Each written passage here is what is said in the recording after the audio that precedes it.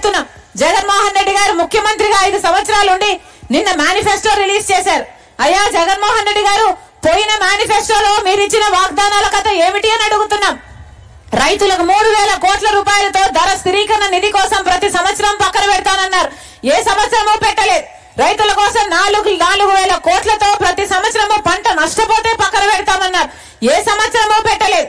పూర్తి మద్యపాన నిషేధం చేస్తాను, చేయకపోతే ఓట్లాడగను అన్నాడు. ఏమైంది? మేనిఫెస్టోలో మీరు పెట్టిన మాటలన్నీ ఏమైనాయి? అవన్నీ తుంగలో తొక్కి గాలిలో కలిపేసి ఫ్యాన్ గాలికి మొత్తం అన్ని కొట్టుకోపోతే ఈ రోజు మళ్ళీ కొత్త మేనిఫెస్టో పెడుతున్నాడు జగన్మోహన్ రెడ్డి గారు. మీ పాత మేనిఫెస్టోకు విలువ లేకపోతే, మీరే మీ మాట నిలబెట్టుకోకపోతే మీ కొత్త మేనిఫెస్టోకి ఎక్కడ విలువ ఉంది? మీకు ఎక్కడ క్రెడిబిలిటీ ఉంది? విలువలు, విశ్వసనీయత అని పెద్ద పెద్ద మాటలు మాట్లాడతారే. మరి వీళ్ళకా ఓట్లేయాల్సింది? వీళ్ళ రాజశేఖర రెడ్డి గారి ఆశయాలను నిలబెట్టేది? ఆలోచన చేయండి. రాజశేఖర రెడ్డి గారి జలయజ్ఞంలో 54 ప్రాజెక్టులు చేపడితే దాంట్లో 12 ప్రాజెక్టులు రాజశేఖర రెడ్డి గారు పూర్తి చేస్తే 42 ప్రాజెక్టులు నవరత్నాలలో జగన్మోహన్ రెడ్డి గారు మేనిఫెస్టోలో చేర్చారు 5 సంవత్సరాల క్రితం. ఎన్ని ప్రాజెక్టులు చేశాడు? సగమైనా చేశాడా? 10 అయినా చేశాడా? 5 అయినా చేశాడా? 42 ప్రాజెక్టులు చేయాల్సి ఉంటే ఏది చేయలేదు జగన్మోహన్ రెడ్డి గారు. మరి వీళ్ళ మేనిఫెస్టో మళ్ళీ నమ్మాలా? వీళ్ళకు ఓట్లు వేయాలా వద్దా? ఒకసారి ఆలోచన చేయండి. టీడీపీ పార్టీ అయినా జగన్మోహన్ రెడ్డి గారి పార్టీ అయినా ఇద్దరు బీజేపీ పార్టీకి తొత్తులుగా మారారు. ఇద్దరు బీజేపీ పార్టీకి గులాంగిరి చేస్తున్నారు. ఎందుకంటే బీజేపీ పార్టీ అధికారంలో ఉంది కాబట్టి, అధికారం వల్ల వీళ్లకు స్వప్రయోజనాలు ఉన్నాయి కాబట్టి ఇద్దరికి బీజేపీ పార్టీయే కావాలట. మన రాష్ట్రంలో ఇక్కడ ఒక ట్రయాంగిల్ లవ్ స్టోరీ నడుస్తుంది. అర్థమవుతుందన్నా? ఎక్కడ చూసినా ల్యాండ్ మాఫియా, శాండ్ మాఫియా, ఇవేవి సరిపోవన్నట్టు ఇప్పుడు లిక్కర్ మాఫియా, సర్కారే లిక్కర్ అమ్ముతుంది. ఇదేది సరిపోదన్నట్టు డ్రగ్స్ కంటైనర్లలో వస్తున్నాయి మన రాష్ట్రానికి. గాంజా ఎక్కడ చూసినా అవైలబుల్ గా ఉంది. ఏం చెప్పాలి? ఎక్కడికి వెళ్తున్నాం? అభివృద్ధిలోనా మనం ముందుకు వెళ్తున్నాం? మధ్య ఆంధ్రప్రదేశ్ అవుతుంది మన ఆంధ్రప్రదేశ్. ఆఖరికి ఉద్యోగాలు లేక మన బిడ్డలు వలసలు పోతే అసలు యువతే లేని ఆంధ్రప్రదేశ్ అవుతుంది. ఇదేనా మనకు కావాల్సింది? ఒక్కసారి ఆలోచన చేయండి. కాంగ్రెస్ పార్టీ, రాహుల్ గాంధీ గారు మాటిచ్చారు, 10 సంవత్సరాల ప్రత్యేక హోదా ఇస్తుంది కాంగ్రెస్ పార్టీ. మీరు ఆశీర్వదించండి. ఆ మాటను పట్టుకొని వచ్చింది రాజశేఖర రెడ్డి బిడ్డ. మీరు ఆశీర్వదించండి. కాంగ్రెస్ పార్టీ అధికారంలోకి వచ్చినాక రైతులకి 2 లక్షల రుణమాఫీ చేస్తుంది కాంగ్రెస్ పార్టీ.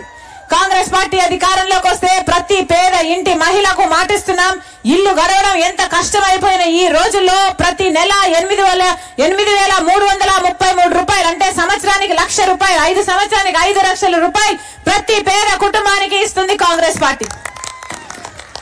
బిడ్డలకు ఉద్యోగాలు రావాలన్నా, మనం అభివృద్ధి చెందాలన్నా, ఇవేవి జరగాలన్నా, పెన్షన్లు 4,000 కావాలన్నా, వికలాంగుల పెన్షన్లు 6,000 కావాలన్నా, మళ్ళీ పక్కా ఇల్లు, ఇందిరమ్మ ఇల్లు కట్టినట్టు ఇల్లులు కట్టుకోవాలన్నా, ఇవన్నీ జరగాలంటే రాజశేఖర రెడ్డి గారి సంక్షేమ పాలన రావాలన్నా కాంగ్రెస్ పార్టీ అధికారంలోకి రావాలి.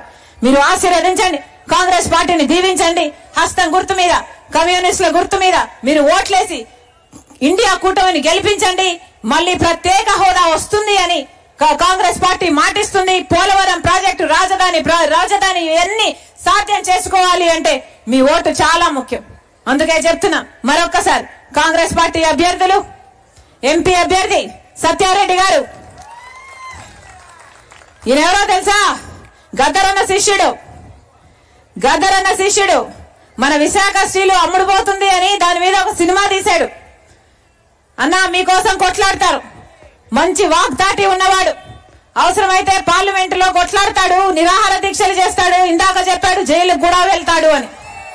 ఇలాంటి వాళ్ళు కావాలి, ఉద్యమకారులు కావాలి. మీరు ఆశీర్వదించండి, గెలిపించండి. హస్తం గుర్తు మీద ఓటేయాలని మరొకసారి సత్యారెడ్డినే కాకుండా ఎమ్మెల్యే అభ్యర్థి ఇక్కడ రామారావు, మీ బిడ్డ, మీ అన్న, మీ తమ్ముడు, మీ గొంతైతాడు, మీ బలమైతాడు, మీకు అందుబాటులో ఉంటాడు.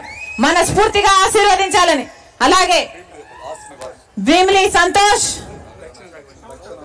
సౌత్ కు సంతోష్, భీమిలి వర్మ, విమలమ్మ గారు ఇందాక పరిచయం అయ్యారు.